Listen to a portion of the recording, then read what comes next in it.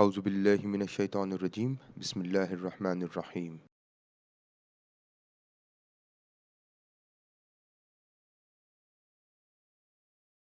In this session, we are going to focus on how to use AnswerThis.io to write our research methodology. When writing a research methodology, we have different questions, different ingredients that needs to be answered. Now, we normally start off with identifying the sampling technique. Followed by the sampling technique, we focus on the sample size, the data collection methods, the scales that we are using to measure a particular construct, the data analysis techniques. In this case, what I've done is I've identified, or rather written, some different prompts or some different questions that we can ask answerthis.io. For instance, if I'm interested in researching on student loyalty, so my first question from answerthis.io could be that what is the common sampling technique when studying student loyalty, so that I would know what are the common prevalent techniques that are being used by researchers when studying student loyalty. Let me sign in.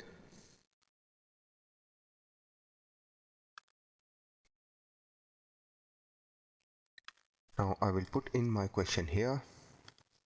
I need to put in one and papers.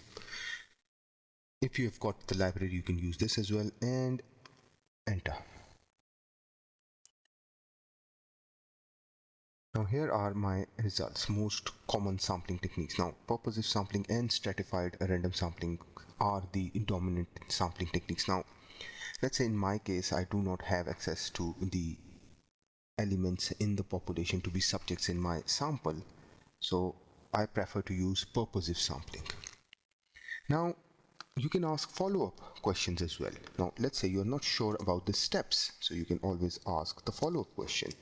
And here is my follow-up question, and if I put it in here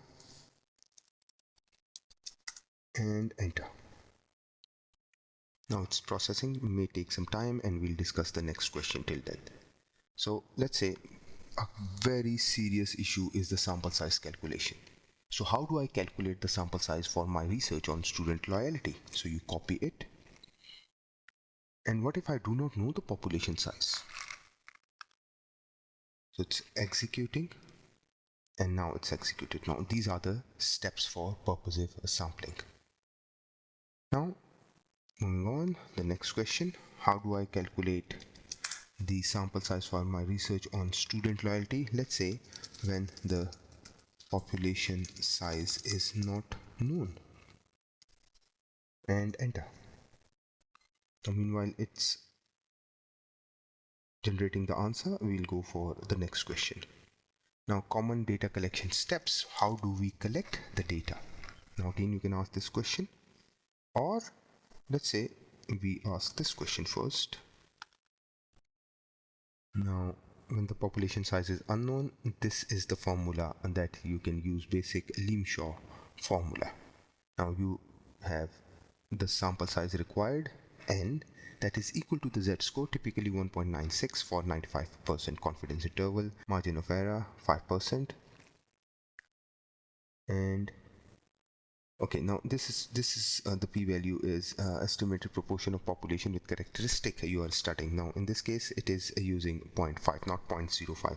This is the margin of error, 0.05 or 5%. Now you need to have 384 students. Then you've got some other steps or formulas as well that you can use. Now moving on, next step, common data collection steps. Let's copy this and let's ask this question and enter. Moving on to the next question, what are the common scales? So we can find the common scales that are being used. Now these are the steps, and let's ask about the common scales. Enter, and now you will have the common scales. So what is the next question? Now the next question is, what are the common data analysis techniques used in student loyalty research. Let's copy this question.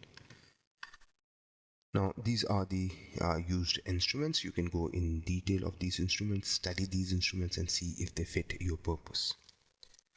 Next question, data analysis techniques, and enter. Now structure regression modeling is the most common technique, and here are the details. Now let's see if I want to find out more about it, and this is the follow-up question. The common thresholds with references, and here is my query and I will press enter. Now here are the results for the measurement model and for the structured model with references. Again, you can convert it into APA as well. So this is how you can use answerthis.io to help you, support you and assist you with your research methodology. Thank you very much.